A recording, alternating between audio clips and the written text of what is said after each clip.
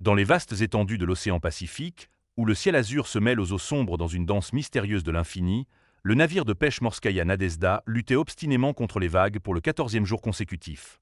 Le capitaine Jim Tavares, descendant de marins danois, avec des tempes grisonnantes et des yeux de la couleur d'une mer orageuse, restait immobile à la barre.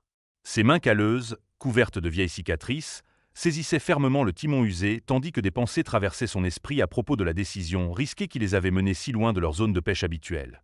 La première semaine fut si difficile que même les marins expérimentés commencèrent à douter du succès de l'entreprise. Les filets qu'ils lançaient dans les eaux sombres revenaient presque toujours vides, comme si l'océan avait décidé de tester leur patience et leur force de caractère. Austin Wilson, un jeune mécanicien aux mains d'or et au regard rêveur, passait de longues heures chaque soir dans la salle des machines, essayant d'extraire le maximum d'efficacité des vieux moteurs. Ses calculs de consommation de carburant devenaient de plus en plus alarmants, et la ride entre ses sourcils se creusait davantage. Le premier officier Larcellé, un homme qui connaissait la mer comme sa poche, restait des heures sur le pont, contemplant l'horizon. Sa pipe usée, transmise de génération en génération dans la famille, peinait à s'éteindre, enveloppant sa silhouette d'un nuage de fumée parfumée. Chaque lancer de filet vide résonnait de douleur dans son cœur. Sa famille l'attendait à la maison, et sa fille cadette Maria rêvait d'une éducation médicale. Comment pourrait-il revenir vers eux les mains vides? Le cuisinier du navire, Chris Letang, qui avait passé plus d'années en mer que certains membres de l'équipage n'avaient vécu, comptait soigneusement les provisions. Son visage ridé, tanné par tous les vents des sept mers, devenait de plus en plus préoccupé à mesure que les jours passaient. Il préparait des portions de plus en plus économiques, essayant d'étirer les vivres, mais il comprenait qu'il leur restait de moins en moins de temps. Le jeune marin Logan Thompson, dont les ancêtres n'avaient jamais vu la mer, mais dont l'âme était inexplicablement attirée par l'élément aquatique, passait ses minutes de libre à noter ses observations dans un carnet usé. Ses doigts fins, endurcis par les cordages de mer, écrivaient soigneusement des lignes sur chaque jour de leur difficile voyage.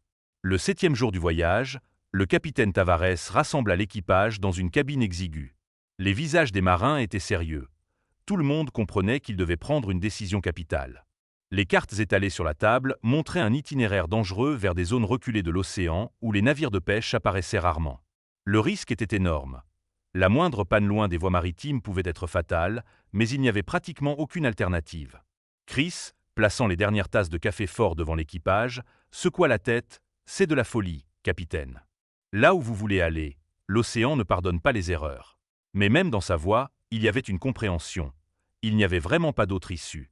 Les réservoirs de carburant étaient à moitié vides, les provisions diminuaient, et revenir avec une cale vide signifiait non seulement la ruine financière, mais aussi la perte de la licence de pêche. Le navigateur Gustav Forsling, un Norvégien silencieux, traça un nouveau cap, ses doigts se déplaçant avec assurance sur la carte, marquant les endroits dangereux et les refuges possibles en cas de tempête. Expérience suggérait que la période de l'année était favorable à leur entreprise folle. La saison des typhons n'avait pas encore commencé, et les courants devraient aider à économiser du carburant. Le 9e jour du voyage commença comme d'habitude avec une aube grise et de la brume salée sur le pont. Personne n'aurait pu imaginer qu'il deviendrait un tournant de leur destin.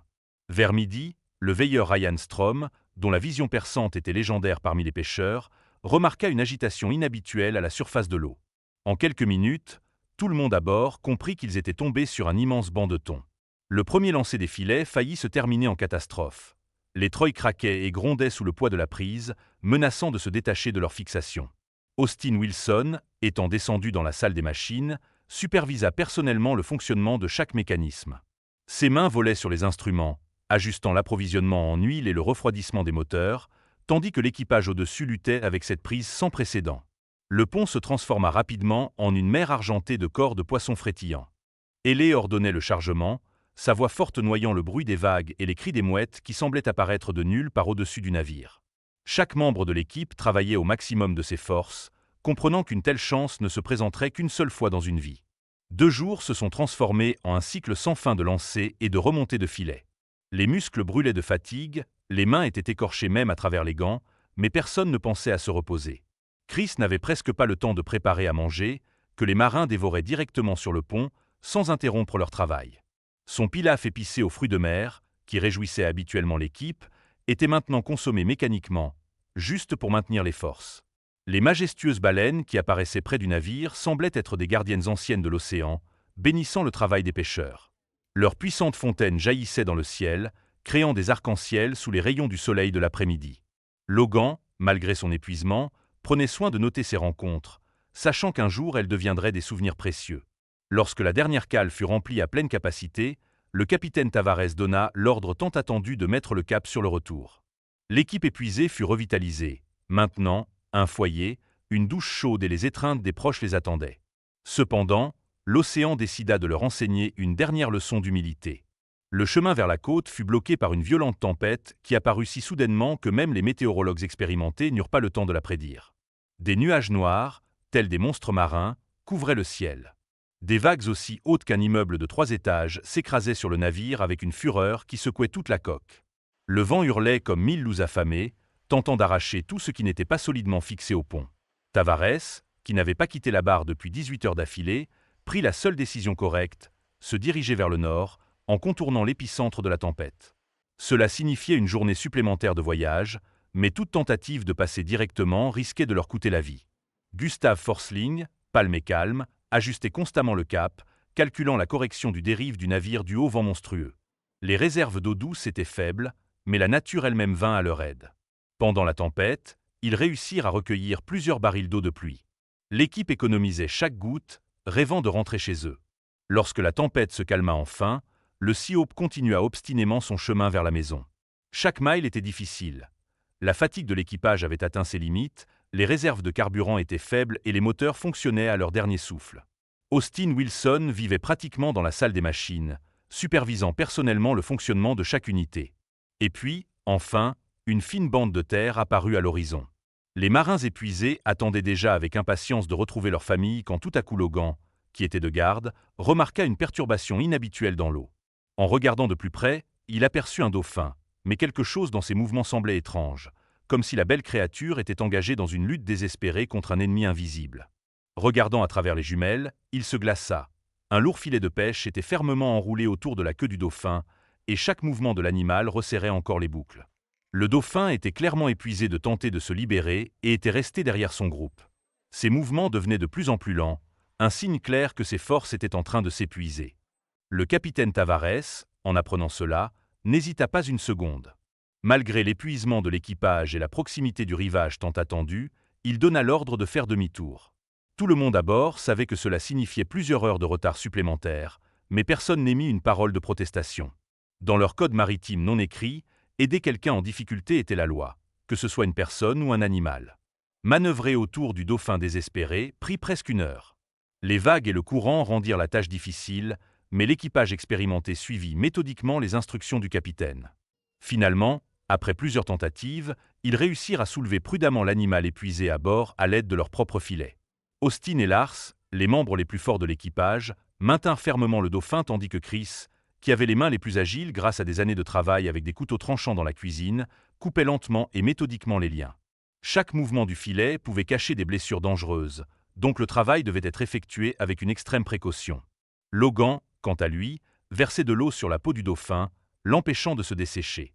Peu à peu, le dauphin sembla comprendre leurs intentions et cessa de résister, permettant aux gens de faire leur travail. Ses yeux intelligents suivaient attentivement les mouvements de Chris, et de temps en temps, il émettait de petits clics, comme s'il commentait ce qui se passait. Ryan, qui avait sa trousse de premier secours prête, remarqua qu'il n'y avait pas de peur dans les sons, seulement de la curiosité et peut-être de l'espoir.